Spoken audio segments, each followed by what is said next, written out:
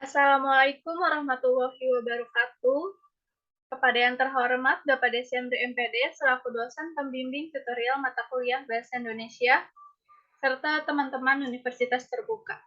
Perkenalkan, nama saya Adinda Lestari, saya dari Fakultas Sains dan Teknologi, Prodi Teknologi Pangan. Pada tugas kali ini, saya ingin membahas gagasan dengan topik COVID-19. Dampak pandemi COVID-19. Pandemi COVID-19 telah menimbulkan dampak multisektor termasuk mengganggu pertumbuhan ekonomi di banyak negara. Awal mula ditemukannya COVID-19 pada kota Wuhan, Cina, dengan penyebaran COVID-19 terjadi pada akhir tahun 2019. Secara fisik, pandemi COVID-19 telah menyebabkan kekhawatiran lebih dari 8,9 miliar manusia di Amerika, Asia, Eropa, Australia, Afrika, serta Antartika. Sebagian dari mereka terpaksa harus menjalani fase social distancing. Kebijakan pemerintah di berbagai negara. Untuk mencegah laju penularan, sejumlah negara telah melakukan berbagai upaya seperti lockdown, karantina, hingga pembatasan sosial berskala besar. Upaya dalam menjalankan kebijakan lockdown menyebabkan berbagai aktivitas diberhentikan, antara lain penerbangan pada banyak negara, transportasi darat maupun laut, sejumlah industri, serta pergerakan manusia antar negara, provinsi, wilayah, serta kota yang terdampak. Dampak pandemi pada sektor perekonomian. Pandemi COVID-19 tidak hanya berdampak pada kesehatan masyarakat, tetapi juga mempengaruhi kondisi perekonomian, pendidikan, dan kehidupan sosial masyarakat Indonesia.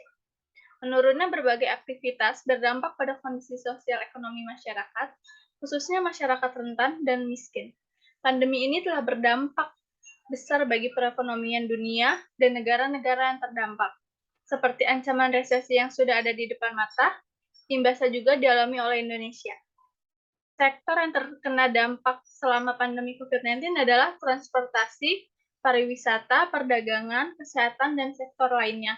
Tetapi sektor ekonomi yang paling terkena dampak COVID-19 adalah sektor domestik. Dalam kuartal berturut-turut, pertumbuhan ekonomi nasional mengalami kontraksi hingga 5,32%. Selanjutnya, dampak pandemi pada sektor pendidikan. Pembatasan sosial berskala besar yang tentunya memberikan dampak besar pada berbagai sektor, tidak terkecuali pendidikan. Keputusan pemerintah yang mendadak memindahkan proses pembelajaran dari sekolah atau madrasah menjadi di rumah, membuat bingung banyak pihak, sehingga pendidikan pembelajaran diubah menjadi pembelajaran daring yang tentunya memberikan dampak negatif maupun positif bagi masyarakat. Dengan peralihan pembelajaran ini memaksa berbagai pihak untuk dapat belajar mandiri. Hal ini tentunya menyebabkan banyak siswa yang merasa tertekan, bahkan depresi hingga bunuh diri, karena tidak tahan dengan sistem pembelajaran barunya. Di sisi lain, pembelajaran daring memberikan dampak positif yang dimana siswa lebih banyak mempunyai waktu berkumpul dengan keluarga. Kesimpulannya, pandemi COVID-19 sangat berpengaruh terhadap perekonomian di berbagai negara, termasuk Indonesia pada tahun 2020. Pandemi ini mengakibatkan adanya penurunan kepada semua komponen produk domestik. Komponen produk domestik yang mengalami penurunan, bahkan kontraksi disebabkan oleh adanya pandemi COVID-19 yang masuk ke negeri hingga pertumbuhan perekonomian negeri ini termasuk dalam kategori krisis.